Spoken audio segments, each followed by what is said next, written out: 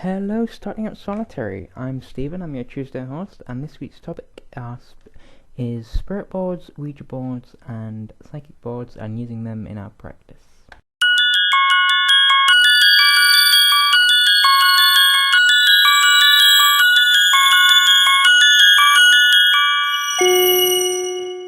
Okay, so this week's topic is an interesting one for me, mainly because I do have a spirit board.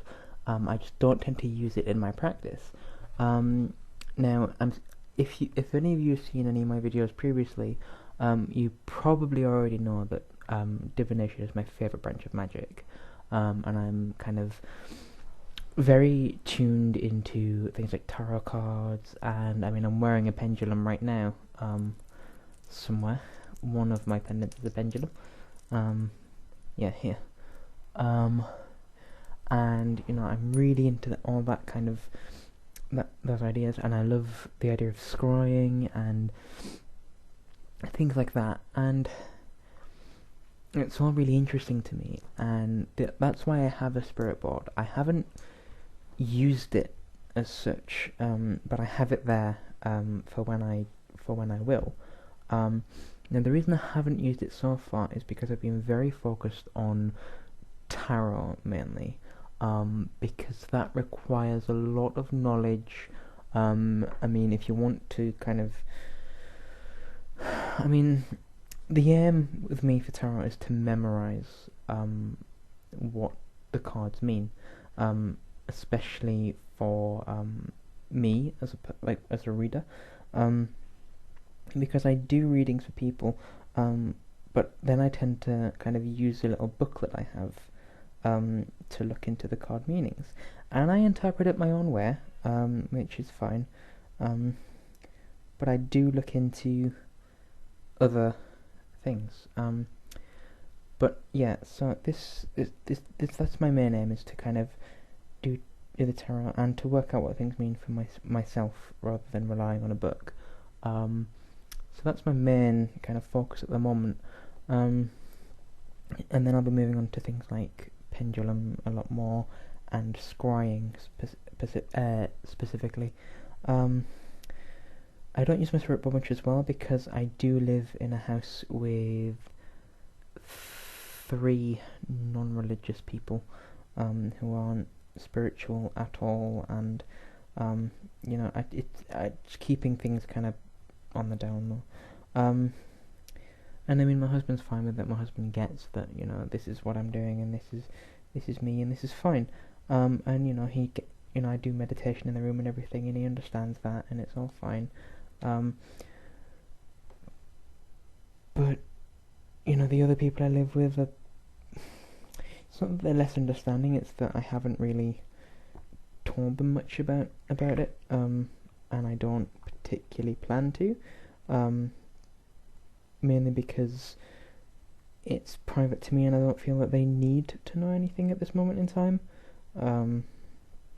I might say something in future, but for the time being, I'm telling people on kind of a need-to-know basis, and my husband needs to know because essentially he knew before we got married, because I figured that it's kind of important that he knows, because he knows we're just getting himself into, for the rest of his life, and so I kind of felt that was necessary. But with everyone else, it's kind of just like, well, I'm not going to say anything just yet, but I will if I feel I need to at some point.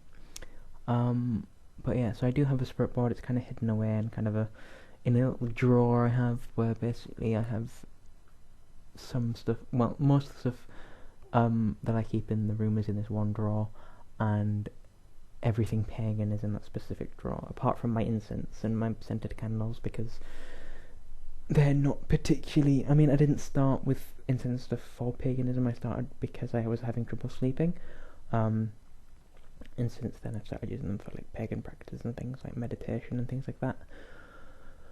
But that's perfectly fine. They don't get the link between that, so that's fine. But yeah, as I said, I do have a spirit board. I haven't particularly used it, but I like the idea of it, and I might use it at some point, but I don't follow the belief, like, when I was younger I was fascinated by the thought of a Ouija board, and all of my friends were just like, oh, you know, these things, they're dangerous, you know, they end up with, you know, poltergeists around your house, and I was never really concerned with that. I never thought that, you know, that was even a possibility, but I was still obsessed with the idea of these boards, and looking back I realised that now it maybe was just the fact that I knew that the whole idea of being haunted or possessed or whatever was just a lot of crap, but there was something there, and I yeah, I mean, I've always been fascinated by things like that, so it's interesting thinking back to things, and realising maybe what it meant at the time, because sometimes we do need to learn lessons, but they just happen a little bit later, when we have to look back on things and realise, well, maybe that meant that this was, you know, and you kind of think back about things and evidence adds up when you begin to think, well, maybe it's a message, and messages come through when they're meant to, so yeah. But that's all I have to say on this topic, so please do leave any comments, if you feel like, you know, letting us know your opinions. If you particularly want to, you can give me a thumbs up on this video, or a thumbs down if you really didn't like it, but I hope you did. You know, feel free to subscribe if you're not already, and have a look at our personal channels, which are in the description below. So that's it for now, so bye for now, and blessed be.